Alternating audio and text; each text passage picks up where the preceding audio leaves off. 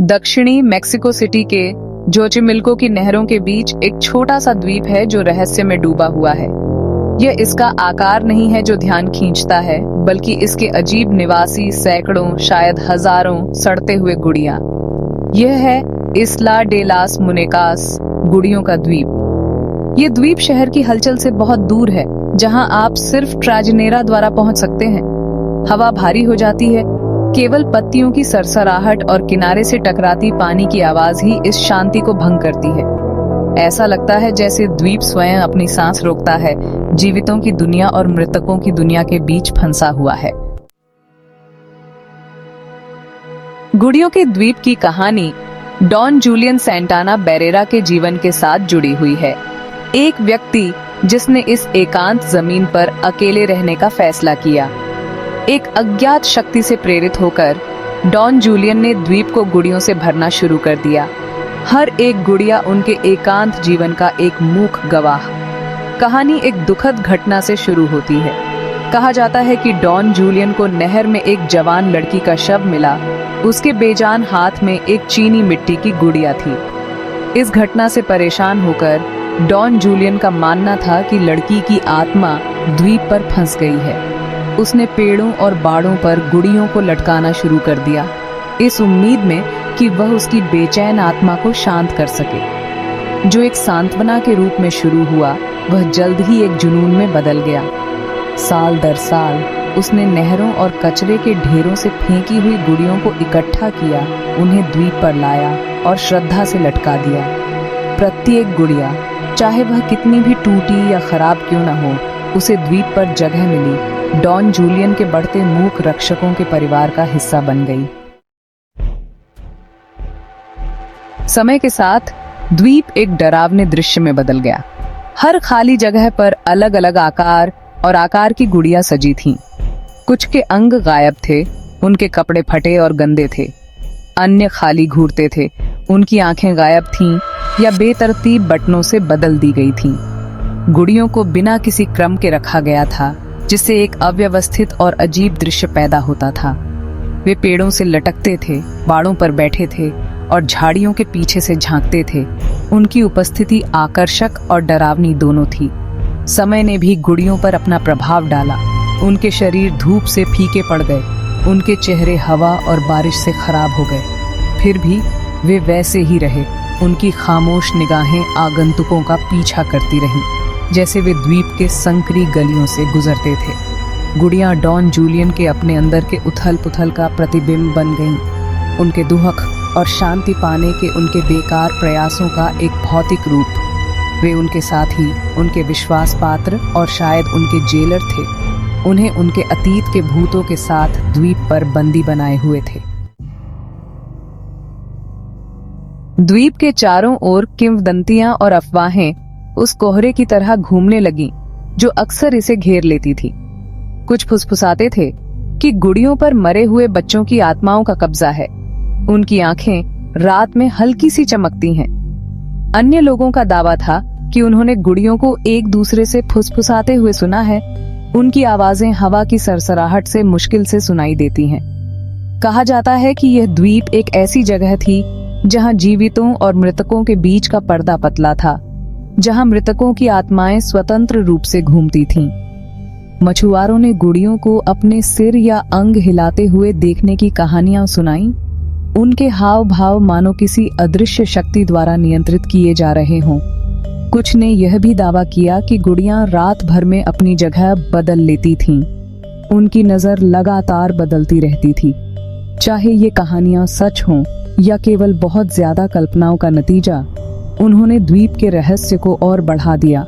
जिज्ञासु आगंतुकों और रोमांच चाहने वालों को इसके डरावने माहौल का अनुभव करने के लिए आकर्षित किया। डरावनी कहानियों के बावजूद गुड़ियों के द्वीप में एक अजीब सी सुंदरता थी।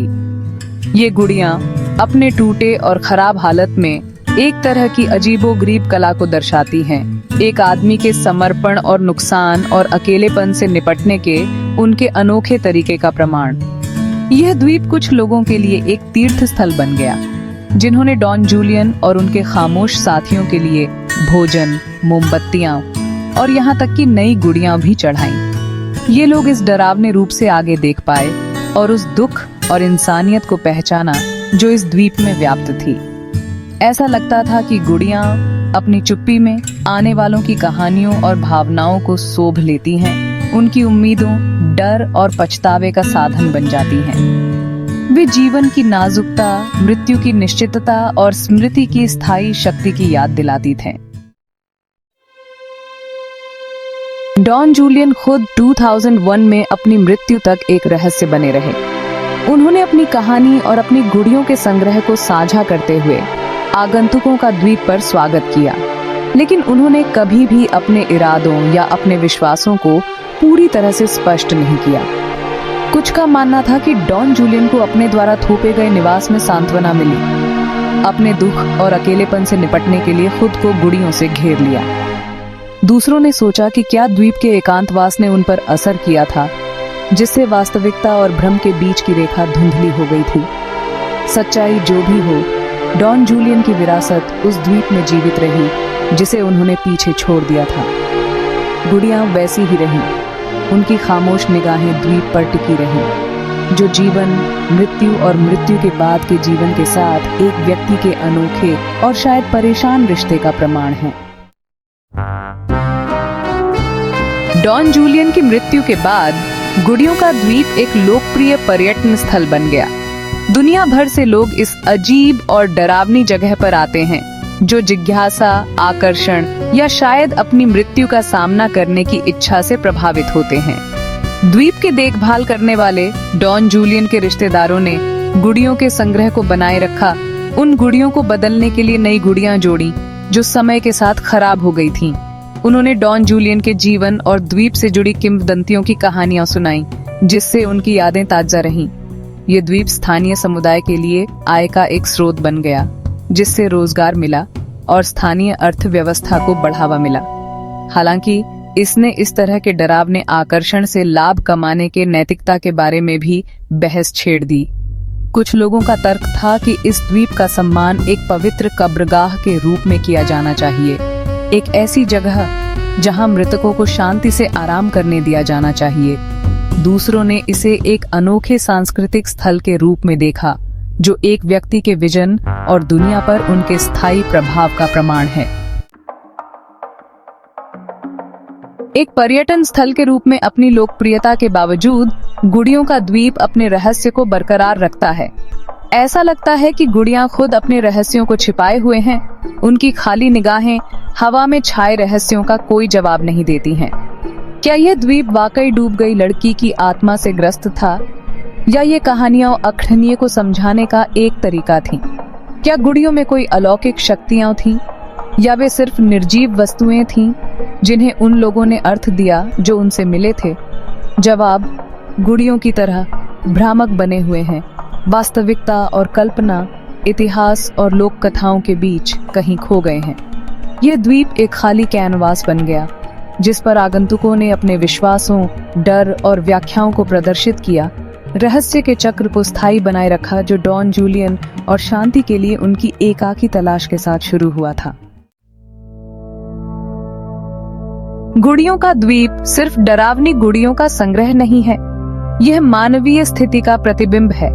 एक ऐसी जगह जहां जीवन और मृत्यु, सुंदरता और क्षय, सांत्वना और पागलपन एक अजीब संतुलन में सह अस्तित्व में है। यह एक याद दिलाता है कि मृत्यु में भी हमें भुलाया नहीं जाता है, कि हमारी यादें उन वस्तुओं में जीवित रहती हैं जिन्हें हम पीछे छोड़ जाते हैं, और हमारे बारे में सुनाई जाने वाली कहानियों में। यह मानव आत्मा की शक्ति, सबसे अप्रत्याशित स्थानों में भी अर्थ और उद्देश्य खोजने की हमारी क्षमता का भी प्रमाण है।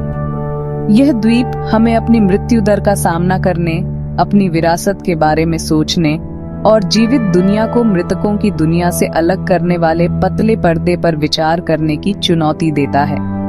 यह एक ऐसी जगह है जहां हम अपने डर का सामना कर सकते हैं, अज्ञात को अपना सकते हैं और शायद डरावनेपन के बीच भी शांति की एक अजीब सी अनुभूति पा सकते हैं। गुड़ियों का द्वीप डरपोक लोगों के लिए नहीं है। यह एक ऐसी जगह है जो आपके इसके किनारे छोड़ने के लंबे समय बाद तक आपके साथ रहती है। इसकी तस्वीरें आपकी स्मृति में बसी रहती हैं। इसकी कहानियां आपके दिमाग में गूंजती रहती हैं। यह एक ऐसी जगह है जो हमारी धारणाओं को चुनौती देती है, हमारे विश्वासों पर सवाल उठाती है और हमें याद दिलाती है कि कभी-कभी सबसे ज्यादा डरावनी जगह सबसे ज्यादा खूबसूरत भी हो सकती हैं। सबसे ज्यादा परेशान करने वाली कहानियां सबसे ज्यादा मानवीय। और इस तरह गुड़ियों का द्वीप मेक्सिको के हृदय में एक खामोश प्रहरी के रूप में स्थित है, जो रहस्य, स्मृति की स्थायी शक्ति और एक ऐसी दुनिया में जो अक्सर इससे खाली लगती है, अर्थ की अनंत खोज करने वाली मानव आत्मा का प्रमाण है।